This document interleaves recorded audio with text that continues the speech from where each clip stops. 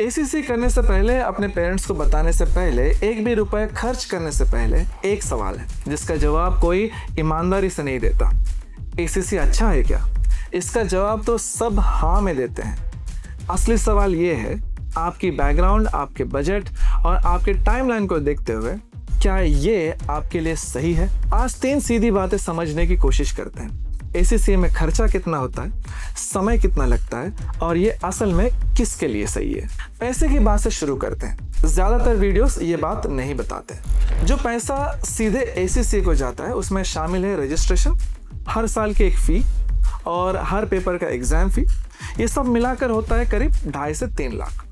ज़्यादातर students coaching भी लेते हैं, अगर उसे भी जोड़ दें तो असली टोटल होता है करीब 4 से 5 लाख, कभी कभी उससे ज़्यादा भी होता है। ये बड़ा नंबर है, लेकिन अगर आपने पहले से इसमें कुछ पढ़ा है, रेलेवेंट सब्जेक्ट्स, तो आप कुछ पेपर स्किप कर सकते हैं। इसे कहते हैं एग्जाम्शन, मतलब आपको वो एग्ज़ाम दोबारा देना नहीं पड़ता क्योंकि वो पहले से आप सीख चुके हैं। इससे आपका खर्चा 1 लाख से या उससे ज़्यादा तक कम हो सकता है। यह आपकी बैकग्राउंड पर डिपेंड करता है। अगर आप जानना चाहते हैं कि आपकी बैकग्राउंड के हिसाब से आपको एग्जैक्टली कितना पे करना होगा, तो स्क्रीन पर जो नंबर है उस पर कॉल कर सकते हैं। अभी नहीं, बस जान लीजिए कि नंबर दिया गया है, आप अपना डाउट्स क्लियर कर सकते हैं।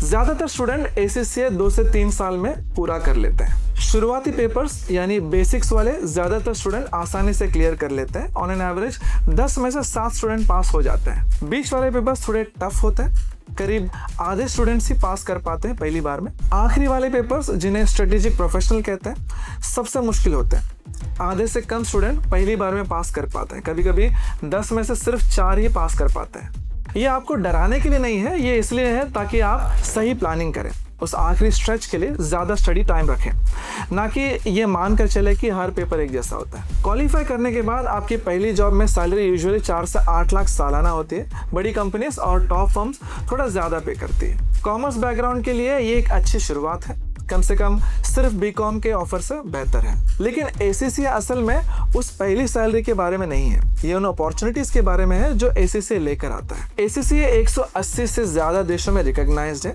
ये आपको ऑडिट, टैक्स और IFRS रिपोर्टिंग जैसे काम के लिए क्वालिफाई करता है। IFRS का मतलब है इंटरनेशनल अकाउंटिंग रूल्स, वो रूल्स जो बड़ी कंपनीज इस्तेमाल करती हैं, ग्लोबल कंपनीज। लेकिन अगर आपका गोल ग्लोबली एक रेस्पेक्टेड क्वालिफिकेशन हासिल करना है जिस पर आप एक लंबा करियर बना सकते हैं, तो एसीसी एक बेहतर ऑप्शन है। कमेंट से अपनी बैकग्राउंड बताइए, बीकॉम हो सकता है, सीए इंटर या कुछ और। मैं पढ़ता हूँ और आपको ईमानदारी से बताऊंगा कि एसीसी आपके लिए सही है या नहीं। चलिए थोड़ा स्पेसिफिक हो जाते हैं।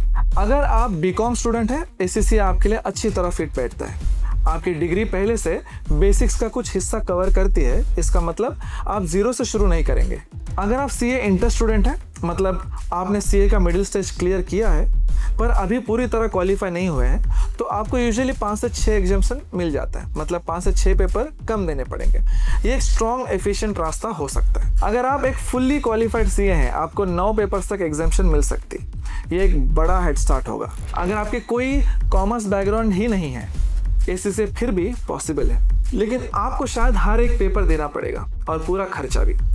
कमिट करने से पहले इसे अच्छे से सोच लीजिए।